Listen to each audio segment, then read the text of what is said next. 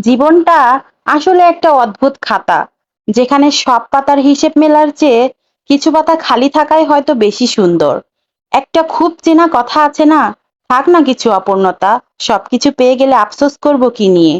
কথাটা যতবার ভাবি, বুকটার ভিতরে কেমন যেন একটা চেনা চেনা হাহাকার মোচড় দিয়ে ওঠে। আমরা সারা জীবন শুধু পাওয়ার পিছনে ছুটি, এটা ওটা চাইতে চাইতে জীবনের অনেকটা রাস্তা পার করে দিই।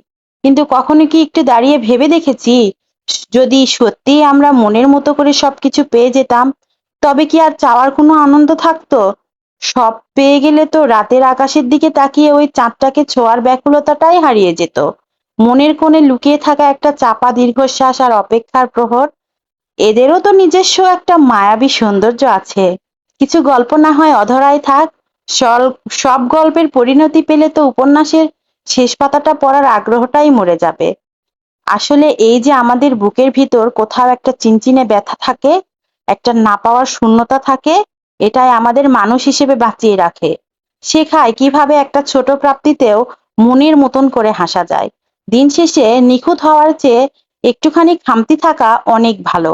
কারণ পূর্ণতার ভিড়ে হারিয়ে যাওয়ার চেয়ে কিছু অপূর্ণতা বুকে নিয়ে বেঁচে থাকার মাঝে অন্যরকম একটা শান্তি আছে। তাই যা পাইনি তা না হয় আমাদের জীবনে সেই সুন্দর আফসোস হয়ে থেকে যাক, যাকে মনে করলেই চোখটা আজও মায়ায় ভিজে ওঠে, কিন্তু ঠোঁটের কোণে জড়িয়ে থাকে এক চিলতে মলিন হাসি। কখনো কখনো জীবনটা এমন এক জায়গায় এনে দাঁড় করায়, যেখানে আমরা আর কাউকে দোষ দিতে পারি না, আবার নিজেকেও ক্ষমা করতে পারি না। শুধু চুপচাপ ভেঙে পড়তে হয়, আর হাসির আড়ালে নিজের কষ্ট লুকিয়ে রাখতে হয়।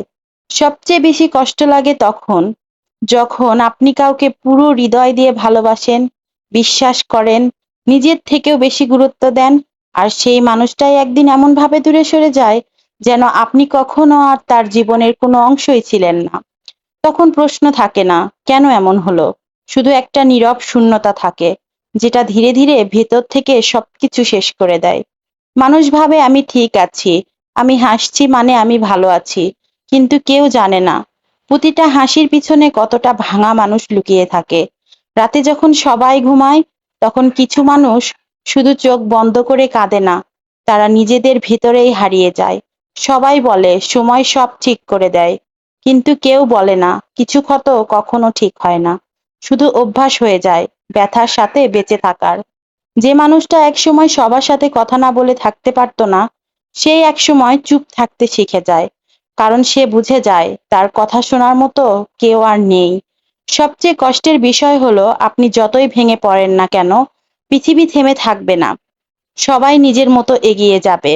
আর ভাঙা অনুভূতিগুলো নিয়ে যেখানে কে বলা যায় না, বোঝানো যায় না, শুধু সহ্য করতে হয়। একসময় আপনি নিজেই নিজের অনুভূতিগুলোকে চাপা দিতে শিখে যাবেন। আপনি আর কারো কাছে কিছু আশা করবেন না, কারণ আপনি তখন জেনে গেছেন যে সবাই একদিন না একদিন ছেড়ে যায়, শুধু ব্যথাগুলো থেকে যায়।